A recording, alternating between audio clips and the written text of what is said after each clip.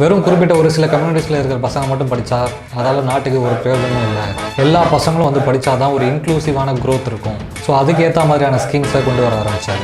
முதல் வேலையாக ராஜாஜி பூட்னு 600 ஸ்கூலை ஓப்பன் பண்ணதோடு மட்டும் இல்லாமல் தமிழ்நாட்டில் 300 பேருக்கு மேலே பாப்புலேஷன் இருக்கிற ஒரு கிராமத்துக்கும் ஒரு ஸ்கூல்னு தமிழ்நாடு முழுக்க 12,000 ஸ்கூல்ஸை ஓப்பன் பண்ணார். இப்போ தமிழ்நாடு முழுக்க ஸ்கூல்ஸ் ஓப்பன் பண்ணியாச்சு. இதனால இன்னொரு பிரச்சனை வந்தது. நான் முன்னாடியே சொன்ன மாதிரி பசங்களை படிக்க அனுப்புறதுனால என்ன பிரயோஜனம், அதுக்கு பார்த்தா வேலைக்கு போனாலாவது காசாவது வருமே அப்படின்னு நினச்சிட்டு இருந்தாங்க. கவர்மெண்ட்லேருந்து வலுக்கட்டாயமாக போய் பசங்களை ஸ்கூலுக்கு அனுப்புங்கன்னு சொன்னாலும் பேரண்ட்ஸ் யாரும் கேட்குறதாவே இல்லை. ஸோ அதனால் பேரண்ட்ஸே தன்னால் வந்து அவங்க பசங்களை ஸ்கூலுக்கு அனுப்புறதுக்காக காமராஜர் ஒரு ஸ்ட்ராட்டஜி ஒன்று யூஸ் பண்ணார். அதுக்காக அவர் கொண்டு வந்த அந்த ஸ்கீம் தான் மிட் டே மீல்ஸ், மதிய உணவு திட்டம். உங்களுடைய குடும்பத்தோட வறுமைக்காக தானே உங்களுக்கு பசங்களை வேலைக்கு அனுப்புறீங்க, நான் ஸ்கூலில் நல்ல சாப்பாடு போடுறேன், பசங்களை அனுப்பி வைங்க அப்படின்னு காமராஜர் சொன்னதும் எல்லா பேரண்ட்ஸுமே அவங்க பசங்க நல்லா இருக்கணும்னு தான் நினைப்பாங்க இல்லையா. நம்ம தான் பழைய சோறு கூழு கஞ்சி குடிச்சிட்டு இருக்கோம், பசங்களாவது போய் நல்ல சாப்பாடு சாப்பிட்டுமே அப்படின்னு சொல்லி நிறைய மக்கள் அவங்களுடைய பசங்களை ஸ்கூலுக்கு அனுப்ப ஆரம்பித்தாங்க.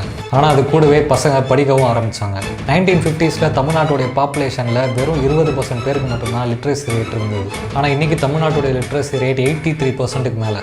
இதில் என்ன இருக்குது, ஆனால் லிட்ரஸி ரேட்டில் கேரளா தானே நம்பர் 1 நீங்கள் சொல்லலாம். கேரளாவையும் தமிழ்நாட்டையும் கம்பேரே பண்ணக்கூடாது. கேரளாவை விட 3 மடங்கு அதிகமான பரப்பளவு, 3 மடங்கு அதிகமான பாப்புலேஷன் இருக்கிற ஸ்டேட் தமிழ்நாடு. ஸோ அப்படி பார்த்தா இந்தியாவில் இருக்கிற பெரிய ஸ்டேட்ஸ்லேயே அதிகமான லிட்ரஸி ரேட் இருக்கிற ஒரு ஸ்டேட் தமிழ்நாடு. உங்கள் தாத்தா பாட்டிக்கு எழுத படிக்க தெரிஞ்சு ஸ்கூல் காலேஜ்லாம் போய் வேலைக்கெலாம் போயிருந்தாங்க அப்படின்னா அதுக்கு காரணம் காமராஜரும் அவருடைய அந்த மிட் டே மீல் ஸ்கீம் ஸ்ட்ராட்டஜியும் தான். இதெல்லாம் நம்ம தமிழ்நாட்டுடைய ஹிஸ்ட்ரி. இந்த விஷயம் நிறைய 2K கிட்ஸுக்கு தெரிஞ்சிருக்காது, அதனால தான் தெரிஞ்சுக்கோங்க.